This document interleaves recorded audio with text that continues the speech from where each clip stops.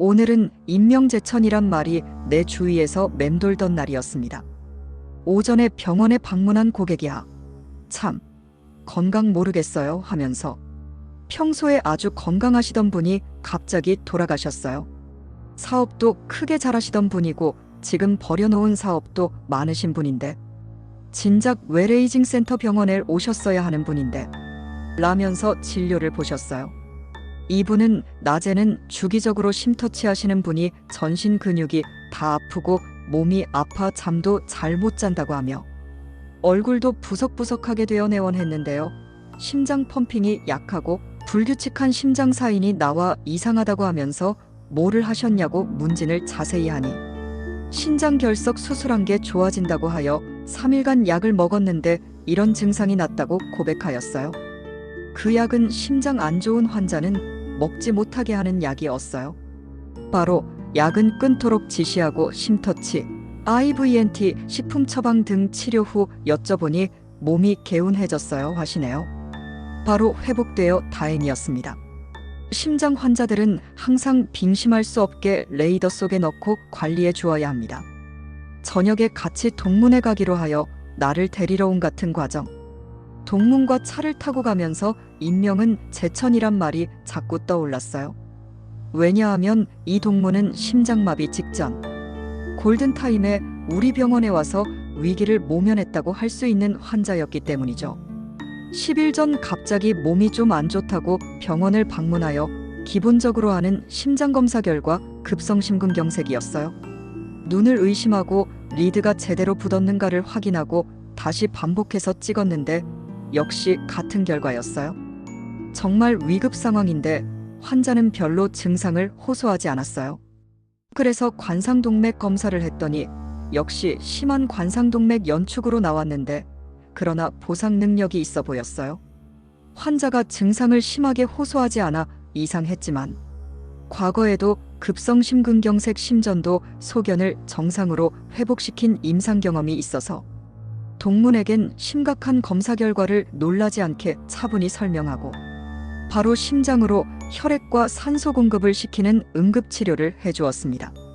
이 병은 증상이 없어도 질병으로 봐야 하고 무조건 코끼리 검진 받고 계속 치료를 받아야 한다는 설명을 해줬어요. 동문은 아무 반론도 없고 알았다고 무조건 받겠다고 하여 예약을 하여 일주 뒤인 어제 코끼리 검진을 받았습니다. 그리고 심전도는 다시 한 번 더 시켰는데 그렇게 나를 놀라게 한 심전도가 정상으로 나왔어요. 그래서 다시 한번 문진을 찬찬히 하였습니다. 혹시 우리 병원에 온 첫날은 가슴이 많이 아프지 않았느냐니까. 그랬다고. 그래서 왔었다고. 그런데 지금은 안 아프지 않아? 하니까. 그렇다네요. 참. 증상이 없어도 돌연사를 면할 사람은 우연히 검사하여 이렇게도 면하는구나 했더니 결국 본인도 병감이 심상치 않다는 느낌이 왔었다는 실토를 하더군요. 사실은 그날 아침에 가슴이 아파서 왔고 그동안 간헐적으로 가슴이 아파 심장에 대한 온갖 검사를 다 내봤는데 아무도 심장에 이상이 있다는 말은 해준 의사가 없었는데 우리 병원에서 검사하고 심근경색이라고 치료받고 가서 검사일 기다리는 동안 아는 내과 친구에게 진단받은 이야기를 하고 심근경색 약 2알을 받아먹고 있는데 지금은 아주 편안해졌답니다. 동문은 급성심근경색임에도 골든타임에 치료받고 심전도상 클리어된 우리 병원 2번째 희귀 케이스가 되었어요. 첫 경험에서도 사료되었던 대로 이 환자는 그동안 만성적인 협심증이 있었고 그날 아침에 아프고 반복되는 심한 심장 연축으로 심근어혈에서 경색으로 진행되는 순간 심전도를 찍었고 뇌의 TIA처럼 심장에 심근경색 소견이 나왔다가 급성 산소 공급으로 풀려난 억색의 재수 좋은 케이스로 사료됩니다. 정확한 진단이 나오고 나니 치료는 어려울 게 없었죠. 저는 모임 장소로 가는 차 안에서 이 순간부터 나는 의사가 아니요 선언하고 즐거운 시간을 가지러 가는데 아침에 돌연사 했다는 사람 이야기와 바로 옆에 돌연사 할 뻔한 사람과 앉아 있다니 동문에게 오전에 고객이 한 말을 하면서 동문도 며칠 전 검사한 날 우리 병원에 와서 검사하고 치료받지 않았으면 그런 사고가 날 수 있었다는 말해 주었고, 앞으로 치료받으면서도 항상 조심하라는 말을 해주었어요.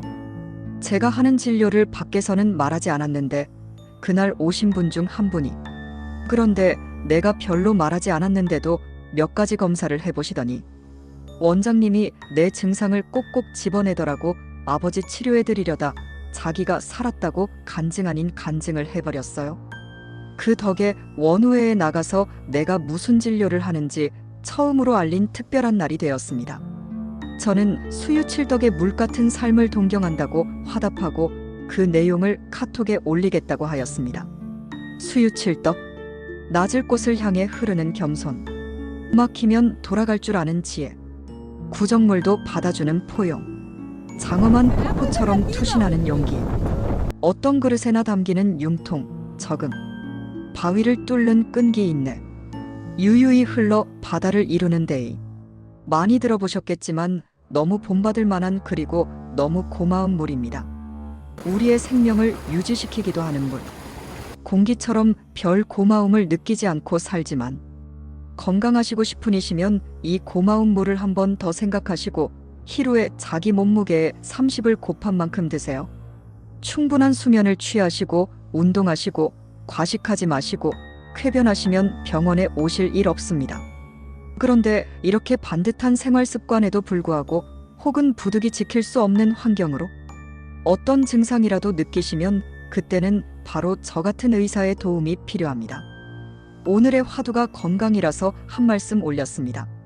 돌연사를 예방해주는 진료를 하면서도 골든타임에 치료를 받을 의사와의 만남은 수명이 끝나고 연장되고 하는 갈림길에서 개인의 운명적인 프로그램에 따라 이루어지는 게 아닐까 하는 생각이 들었어요. 생사를 달리 한 오전 오후 케이스를 보며 잠시 머리에 스쳐진 이런 생각 때문에 인명재천이란 말을 다시 한번 생각하게 하는 특별한 하루였습니다. 여러분도 예방이 최고라는 점 명심하시고요.